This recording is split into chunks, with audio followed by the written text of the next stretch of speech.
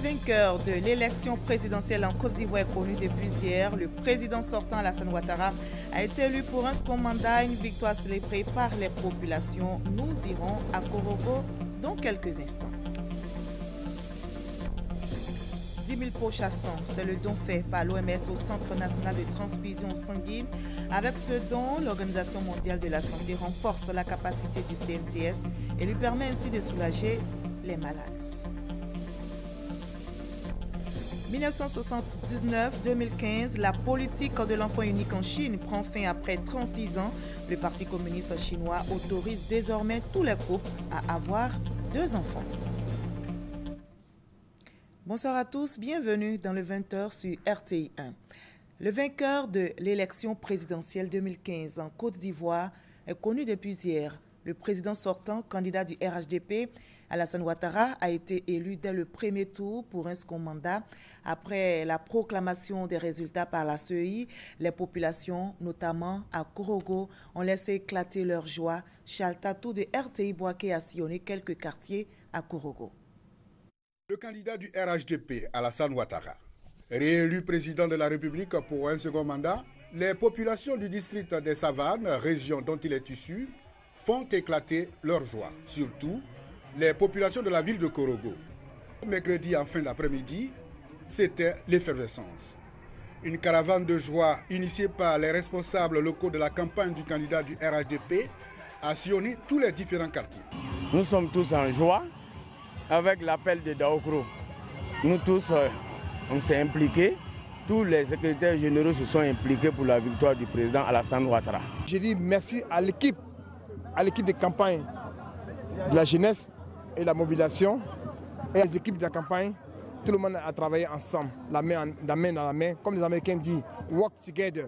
Je dis merci à la population de Korogo, à la jeunesse, aux femmes, aux paysans, à tout le monde.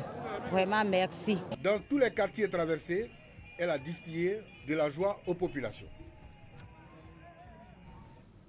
Voilà, les populations du Poro en joie à l'annonce donc de la réélection du candidat du RHDP à la présidentielle se sont exprimés au micro de notre reporter Charles Tatou.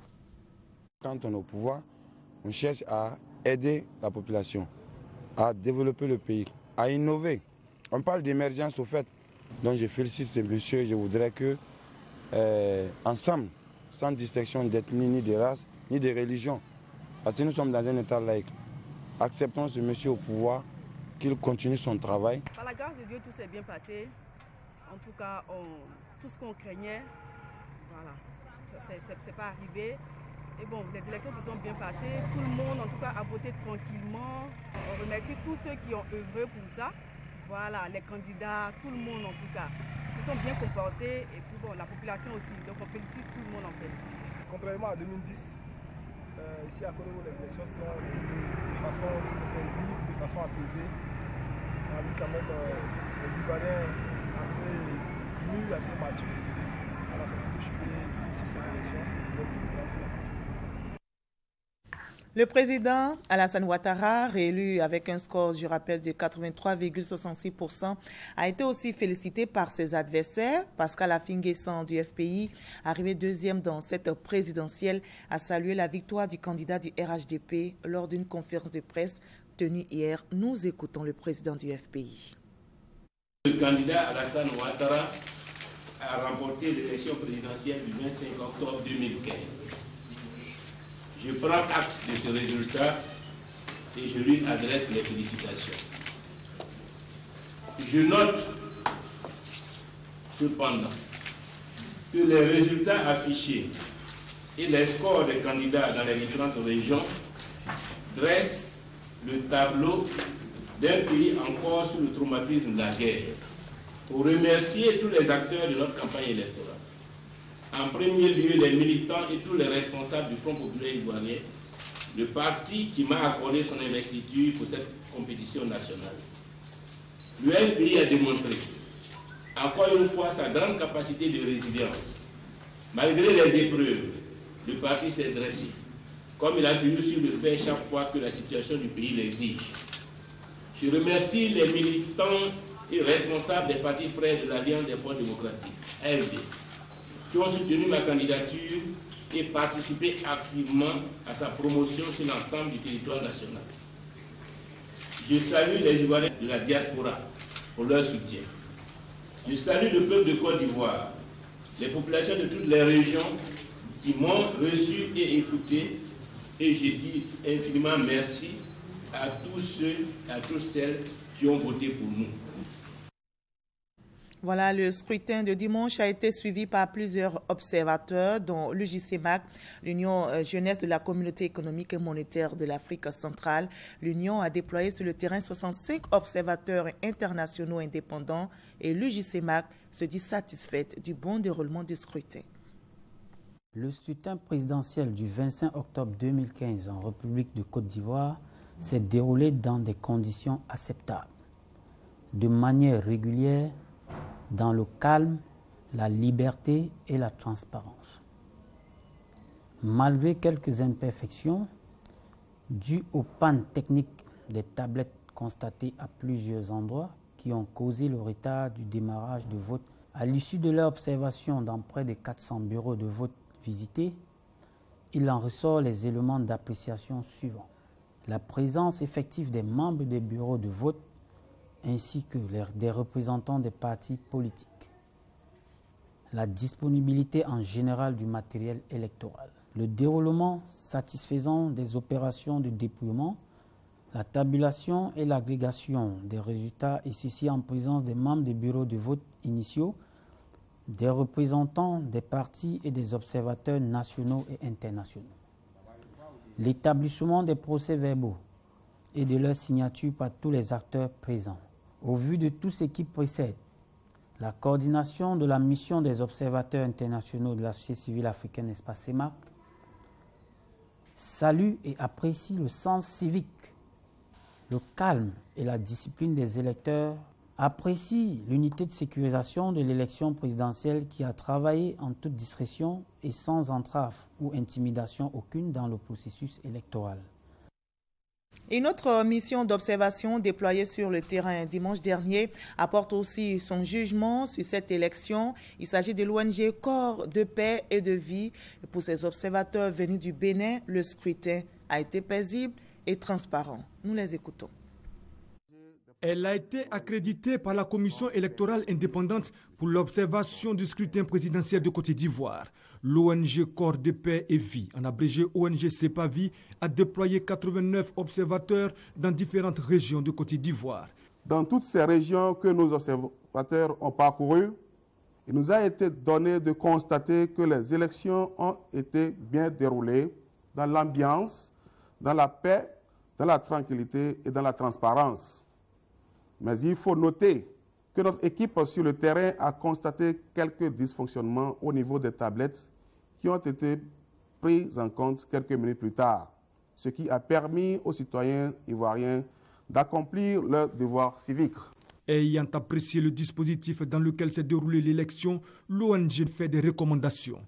La délégation internationale des observateurs de l'ONG Corps de paix et de vie, l'ONG CEPAVI, exhorte toute la population ivoirienne à accepter les résultats qui sont issus des urnes par la Commission électorale indépendante et appelle toute la population à garder leur calme et d'être serein pour le maintien de la paix et la démocratie durable en Côte d'Ivoire.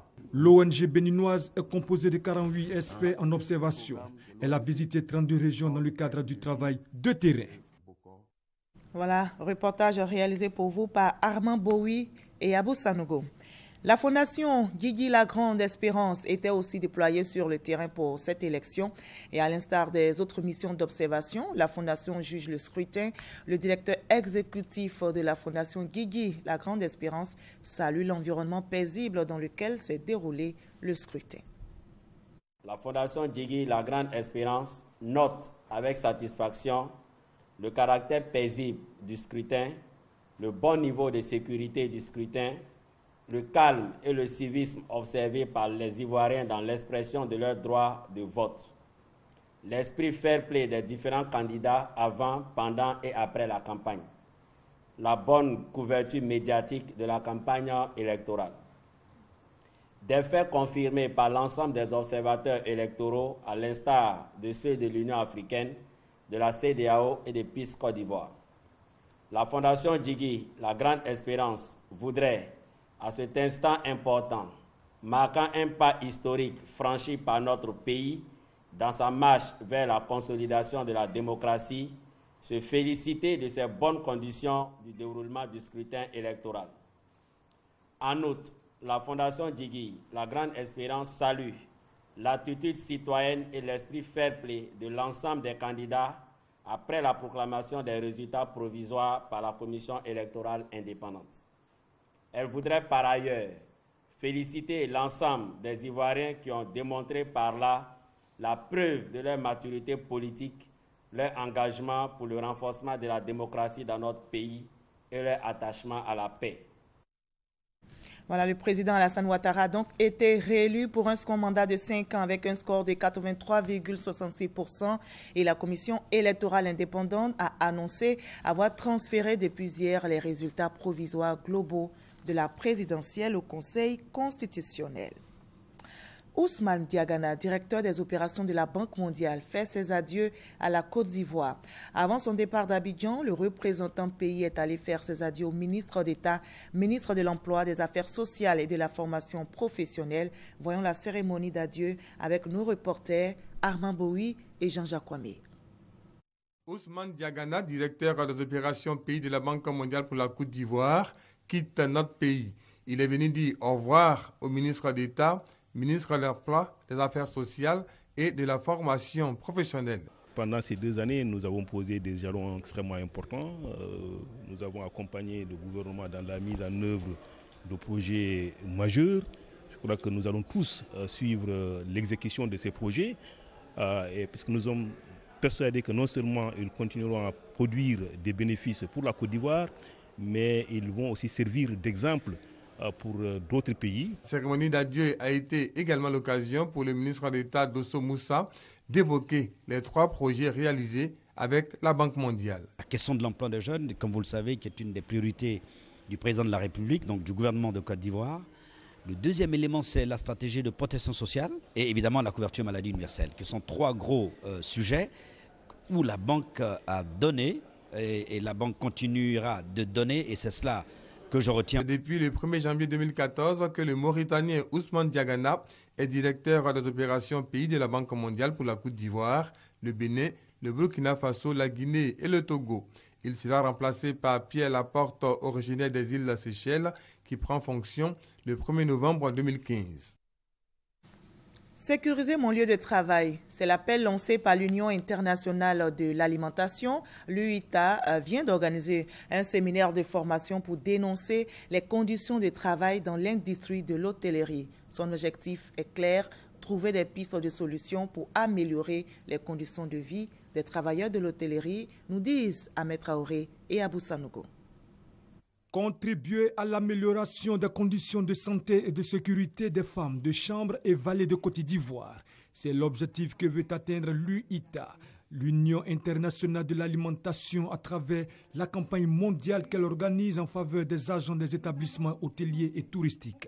Ce séminaire répond à une des nombreuses préoccupations, c'est se rapprocher davantage de nos opérateurs qui sont sur le terrain, les informer des différentes réformes qui ont été entreprises et leur dire que l'activité doit être prochainement une activité viable et durable, et pour ce faire, cette activité a besoin d'être encadrée. Sécuriser mon lieu de travail est le thème de ce séminaire, une approche bien appréciée par les participants. Le constat qui a été fait en ce qui concerne les femmes de ménage et les filles d'étage, c'est un constat alarmant.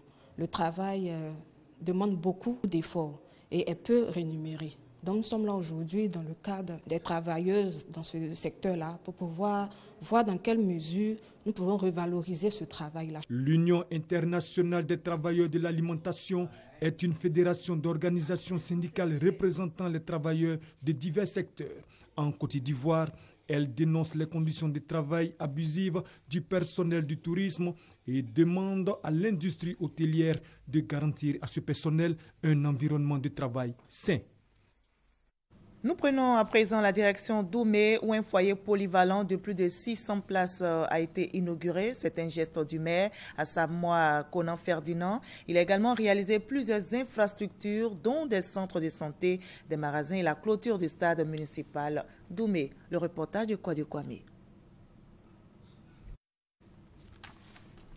Remise au Centre national de transfusion sanguine par l'OMS, l'Organisation mondiale de la santé. Ce don d'une valeur de 40 millions de francs CFA, comprenant 6 000 poches doubles et 4 000 poches triples, constitue un appui technique. Il va permettre de garantir la mise à disponibilité rapide de sang et de produits sanguins. Je voudrais remercier l'Organisation mondiale de la santé qui vient de nous faire don pour faire des prélèvements. Ces poches font partie de la matière dont nous avons besoin pour que du sang soit disponible pour nos populations. L'enquête démographique de santé 2011-2012 en Côte d'Ivoire révèle que les hémorragies après accouchement représentent la première cause de mortalité maternelle. 60% de la consommation de sang va donc à la mère et à l'enfant. Autant dire que les besoins en produits sanguins sont énormes. Les besoins en sang de la Côte d'Ivoire représentent à peu près 230 000 unités par an. Nous sommes autour de 160 000 unités. Donc on a encore un gap à combler. Et ce que l'OMS vient de faire là, ça fait 10 000 poches. Donc c'est le travail d'à peu près 3 semaines. J'exhorte notre population pour dire que le sang donné aujourd'hui ne suffit pas. Et que le sang est dans la population. Le sang circule dans les veines de chacun de nous. L'appel du Centre national de transfusion sanguine a été entendu par certains donneurs. Donner le sang, pour moi, c'est, comme on le dit, c'est donner la vie. Et il y a beaucoup de personnes qui, par manque de sang, aujourd'hui meurent dans les hôpitaux. Donc c'est ma façon à moi aussi de participer, n'est-ce pas, à les soulager. La remise des 10 000 poches à sang a été suivie par une visite des installations du Centre national de transfusion sanguine. Ce don de l'OMS fait partie du soutien des Nations Unies à la politique de santé en Côte d'Ivoire depuis 2013. Voilà, c'était le reportage de Guillaume Zéré et de Serge Colliard relatif donc à la remise du don de l'OMS au Centre national de transfusion sanguine. Il s'agit de 10 000 poches à sang d'une valeur de 40 millions de francs CFA. La région du Poro compte à ce jour un nombre important de personnes handicapées ou à mobilité réduite. Ces personnes vulnérables ont souvent du mal à se déplacer. Alors, la mairie de Korogo leur a offert des fauteuils roulants en partenariat avec l'ONG Vivre Debout. Le reportage de Mamadou Kwasi. 250 fauteuils roulants, des déambulateurs et des cannes anglaises, le tout d'une valeur de 30 millions de francs CFA. C'est le don de la mairie de Korogo en partenariat avec l'ONG Vivre Debout aux personnes handicapées de la capitale de la région du Poro. À travers ce don, l'équipe municipale dirigée par le ministre d'État Amadou Bon Coulibaly veut permettre aux personnes handicapées ou à mobilité réduite de retrouver leur autonomie physique, mais surtout de retrouver leur dignité. Au nom du maire, le docteur Sissé Moustapha, 4e major au maire de la ville de Korogo, a invité les bénéficiaires au bon usage de ces dons. C'est des personnes souvent qui sont à la maison. Les familles, souvent, à honte au nom de certaines barrières culturelles, n'ont pas le courage de présenter les parents souffrant de motricité. Donc c'est ainsi que nous avons fait une étude. On a sillonné, on a sensibilisé pour qu'on puisse vraiment identifier les personnes handicapées. Il a également rappelé que les actions de la mairie de Korogo seront continues en vue de lutter efficacement contre la pauvreté. Dr Sissé Moustapha a soutenu également que le maire Amadou Bon Coulibaly et son équipe mettent le social au cœur de leur plan d'action. Les responsables de l'ONG Vivre Debout ont affirmé qu'ils seront toujours aux côtés de la mairie de Korogo pour que tous les handicapés bénéficient chacun d'un moyen de déplacement. Les bénéficiaires ont traduit leur reconnaissance aux donateurs. Ils ont promis en faire un bon usage afin de soumettre à la mairie de Korogo la question de leur prise en charge socio-professionnelle. Et cette fois-ci, la technique sera de notre côté. Repartons à Oumé, où un foyer polyvalent de plus de 600 places a été inauguré. C'est un geste du maire Asamoah Konan Ferdinand, qui a également réalisé plusieurs infrastructures, dont des centres de santé, des magasins et la clôture du stade municipal. Le reportage de Kwadi Kwame. Oumé, ville cosmopolite de 34 000 habitants. Oumé est sans salle de rencontre digne de ce nom. Le premier magistrat de la commune, soucieux de contribuer au bien-être de sa population, a donc construit un foyer polyvalent de 600 places, avec toilettes et cabines techniques. Pour le maire de la commune, Oumé ne disposant pas d'assez de ressources financières, les populations doivent donc se rassembler autour de l'essentiel qui est le développement de la cité commune. Tenant compte des difficultés que les populations trouvaient pour avoir une salle de manifestation assez grande, les réunions à moindre coût, nous tenions absolument à intégrer ces critères et ces besoins dans la conception de ce nouvel édifice. Pour le parrain de la cérémonie, la richesse d'Oumé doit résider dans la diversité culturelle de la localité. Ouattara Zoumana a alors appelé les populations d'Oumé à s'unir autour du maire pour la réussite de sa mission. Mesdames et messieurs, aidez le maire à réussir sa mission, parce que le village n'appartient pas à Samoa, le village nous appartient à tous. Si Oumé est arrangé pour nous tous. Le maire a reçu 200 chaises de la Fondation Petrosi. Depuis sa prise de service en 2013, le maire Assamoa Bikone a aussi réalisé des magasins, la clôture du stade municipal, des infrastructures scolaires et sanitaires. C'est pourquoi le préfet d'Oumé a saisi l'occasion pour inviter toutes les forces vives d'Oumé à se mettre ensemble pour l'essor de leur terroir commun. La fête de la Bissa chez les Nzima Kotoko de Bassam débute le dimanche 1er novembre prochain. Et comme c'est de coutume, avant les festivités, les Nzima Kotoko procèdent à la retraite du tam-tam sacré dans la forêt. Cela a été fait et le tam-tam ressortira le 1er novembre pour donner le top départ aux festivités de la Bissa. Il nous explique M. Ayman Niamien. Le premier conseiller du roi d'Nzima Kotoko de Côte d'Ivoire, accompagné de quelques membres du comité d'organisation de la Bissa chez la famille Mvavile, dépositaire de la danse sacrée de la Bissa. Les envoyés du roi sont venus négocier la mise à leur disposition de l'Edongbolé, le tam-tam sacré pour le Siedou, période de la retraite de l'Edongbolé. C'est le début d'une semaine de méditation, d'introspection et de bilan personnel avant l'entame du nouvel an Nzima. C'est une période au cours de laquelle certaines habitudes sont proscrites. À partir de cet instant-là, il n'y a pas de musique. Aucune musique ne doit résonner. Il n'y a pas de deuil. Il n'y a pas de deuil. S'il y a un décès, on a deux possibilités. C'est d'attendre la fin de la Bissa ou de l'enterrer de manière discrète. Il n'y a pas de lamentation, il n'y a pas de tristesse. Nous allons entrer dans la joie et manifester donc notre plaisir, notre joie pour la nouvelle année. Les rituels terminés, l'Ndongbolé est conduit dans la forêt sacrée où il en ressortira une semaine plus tard, début de la Bissa ou des festivités du nouvel an du peuple Nzima. Cette procession à la forêt sacrée se fait dans une ambiance festive.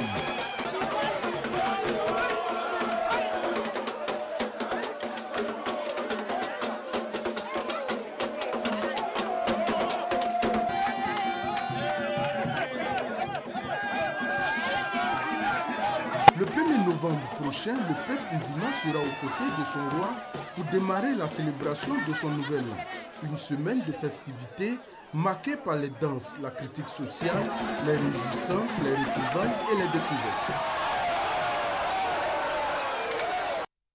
C'était un reportage d'Herman Niamien. Le ministère du Tourisme a décidé de faire la promotion de la Bissa. Ce festival culturel du peuple Nzima se veut désormais un produit exportable en partenariat donc avec l'Office national du tourisme dénommé Côte d'Ivoire Tourisme. Les responsables de ce festival ont mis en place un mécanisme pour mobiliser plus de touristes autour de cette fête. Le reportage de Mamadou Kwasi. La Bissa, festival culturel et touristique du peuple Nzima, se veut désormais un produit exportable. Les responsables de cette fête traditionnelle veulent valoriser davantage ce spectacle qui réunit chaque année des milliers de visiteurs. Ils veulent également inscrire la Bissa sur le calendrier international des festivals. En septembre dernier, une mission a séjourné dans la capitale française en vue de tisser des partenariats des structures européennes pour mieux vendre leurs produits. Cette année, un concept est mis en place en vue de renforcer le contenu de la Bissa. Il s'agit de la création de circuits touristiques dénommés Abissa Tour. Un circuit qui prendra en compte tous les sites touristiques de la région du Sud-Komoué. Abissa Tour, c'est un voyage d'agrément, une excursion touristique, d'enseignement culturel et historique, une opportunité à saisir pour converger tous vers la ville de Grand Bassam, patrimoine culturel de l'UNESCO, et de la Bissa qui est un patrimoine immatériel depuis le 3 juillet 2012. Une initiative soutenue par le ministère du Tourisme à travers Côte d'Ivoire Tourisme. Selon Jean-Marie Sommet, directeur général de cette institution, ce projet permettra de promouvoir davantage le tourisme intérieur, un programme qui est au cœur de son plan d'action. Ça donne un sens vraiment à l'activité que nous faisons, pour dire voilà ce que nous recherchons à Côte d'Ivoire Tourisme et au ministère, pour que les choses prennent. La mayonnaise doit prendre. Naturellement, on doit avancer sur ces concepts-là. Toujours selon le directeur général de Côte d'Ivoire Tourisme, plusieurs agences de voyage et des structures internationales de promotion touristique ont annoncé leur participation à cette fête traditionnelle du peuple Nzima, peuple du sud de la Côte d'Ivoire. À Boudiali, le canton du Kpongala Nord bénéficie depuis quelque temps de projets de développement, des actions initiées par les cadres et soutenues par l'État de Côte d'Ivoire. Ces actions permettent aujourd'hui à ce canton de disposer de plusieurs infrastructures socio-économiques, nous dit Mamadou Kwasi. Le canton du Kpongala Nord, situé dans la sous-préfecture de Kasséré, dans le département de Boundiali, en fait. Cette année, c'est le village de Tumboli qui accueille pour la deuxième fois ces festivités tournantes. Des festivités pour marquer l'adhésion des populations au développement de leur région. Un développement qui passe selon ces populations par l'union, la solidarité et la cohésion entre les fils et filles de ce canton sénoufo. Ces valeurs qui fondent la culture de ce peuple du nord de la Côte d'Ivoire. Tumboli 2015 a été l'occasion pour ces populations de célébrer les nombreuses actions de développement réalisées dans leur canton, à savoir l'électrification de tous les villages, l'adduction en eau potable et le reprofilage de toutes les routes du canton. À cela s'ajoute la construction des centres de santé et d'écoles primaires. L'esprit de fraternité et de solidarité qui règne entre les fils et filles du Kpongala Nord est salué par le représentant du ministre Patrick Kachi, parrain de la cérémonie. Il exhorte les populations à œuvrer davantage pour botter la pauvreté hors de leur canton. L'armée nigériane a lancé un assaut contre les positions du groupe djihadiste Boko Haram. L'action a payé. L'armée affirme avoir libéré 338 personnes retenues en captivité dans plusieurs localités par le groupe djihadiste. Détenues depuis plusieurs mois par Boko Haram, 300 personnes, majoritairement des femmes et des enfants, viennent d'être libérées. Une libération qui fait suite à une offensive militaire lancée mardi par l'armée nigériane contre des positions djihadistes dans le nord-est du pays, précisément dans l'état de Borno, annonce faite par l'armée nigériane. Mais parmi les personnes libérées, aucune information ne confirme pour le moment la présence des lycéennes de Chibok enlevées en avril 2014. Un des militants pour la libération des filles de Chibok salue tout de même l'opération militaire. So far, so good. Pour le moment, nous sommes satisfaits. Comparé à ce qu'on a vu pendant le gouvernement précédent, l'armée a été à la hauteur d'après ce qu'on a vu jusqu'à présent. Selon Danielson, le gouvernement nigérien actuel se soucie de la libération des lycéennes de Chibok en captivité. C'est pourquoi ils fondent beaucoup d'espoir dans la lutte pour la libération des filles. Nous avons vu des preuves concrètes, cela nous fait garder espoir. Pas comme le gouvernement précédent qui ne se souciait pas de ce qu'on faisait ou disait. Je constate une amélioration dans leur stratégie. Pour lutter efficacement contre la secte islamique Boko Haram, le Nigeria et ses voisins ont mis sur pied une force d'intervention multinationale, une force qui tarde à prendre forme sur le terrain. Élément réalisé pour vous par Adama Kamagate et Abou Sanogo. Le prix Sakharov 2015 du Parlement européen pour la liberté d'expression a été attribué au blogueur saoudien Raif Badawi. Âgé de 31 ans, il a été condamné à 10 ans de prison et 1000 coups de fouet en Arabie Saoudite, son pays, pour insulte à l'islam sur Internet. Pour l'instant, il n'a été flagellé qu'une seule fois en public, c'était en janvier dernier. Le Parlement européen de Strasbourg, qui lui a décerné le prix, appelle le roi de l'Arabie Saoudite à le libérer. Pour son épouse réfugiée au Canada, ce prix est un message d'espoir. 1979-2015, la politique de l'enfant unique en Chine prend fin après 36 ans. Le Parti communiste chinois autorise désormais tous les couples à avoir 2 enfants. Les autorités veulent lutter contre le vieillissement de la population. La nouvelle mesure met ainsi fin à une politique considérée par le passé comme la seule garantie de pouvoir nourrir plus d'1 milliard de citoyens chinois. Fin de cette édition. Merci de nous suivre à travers le monde. Demain 20h, retrouvez Ali Diarasouba.